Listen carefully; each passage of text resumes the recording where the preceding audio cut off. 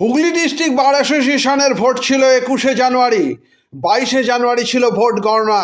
নির্বাচন কমিশনের 3 জন প্রতিনিধি এই ভোট পরিচালনা করেন। পরে তারা জানান, এই ব্যাপারে বারের সহসভাপতি জানান। চুঁচুড়া থেকে প্রবীর ঘোষালের রিপোর্ট। এবং যা কমিটি গঠন করবেন তাদের নামগুলো বলছি।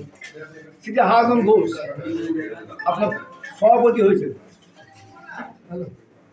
শ্রী তীর্থেশ চন্দ্র ভট্টাচার্য ইনি হচ্ছেন সহসভাপতি। শ্রী সুভাষিস চন্দ্র ইনি হচ্ছেন সেক্রেটারি। শ্রী দেবেন্দ্র শ্রী প্রসেনজিৎ লাল ইনি হচ্ছেন অ্যাসিস্ট্যান্ট সেক্রেটারি। শ্রী নির্মল চক্রবর্তী ইনি হচ্ছেন অ্যাসিস্ট্যান্ট সেক্রেটারি।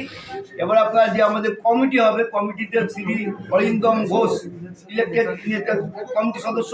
অভিক কুমার ঘোষ ইনি কমিটি সদস্য।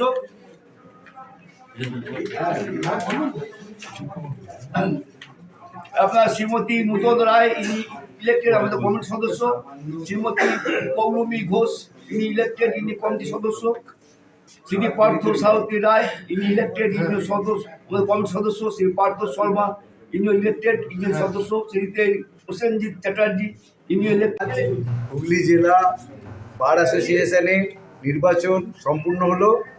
এই নির্বাচনে যারা প্রকৃতপক্ষে কর্মজীবী এবং এই বারের উন্নয়নকামী, তারা এই ভোটে বিপুল ভোটে জয়লাভ করে আবার ক্ষমতায় এসেছেন। আশা করছি সামনের বছর আমরা আরও ভালোভাবে, আরও বড়োভাবে বারকে এগিয়ে নিয়ে যেতে পারবো। আপনার নামটা? আমার নাম তীর্থেশ চন্দ্র ভট্টাচার্য, ভাইস প্রেসিডেন্ট, হুগলি জেলা বার অ্যাসোসিয়েশন।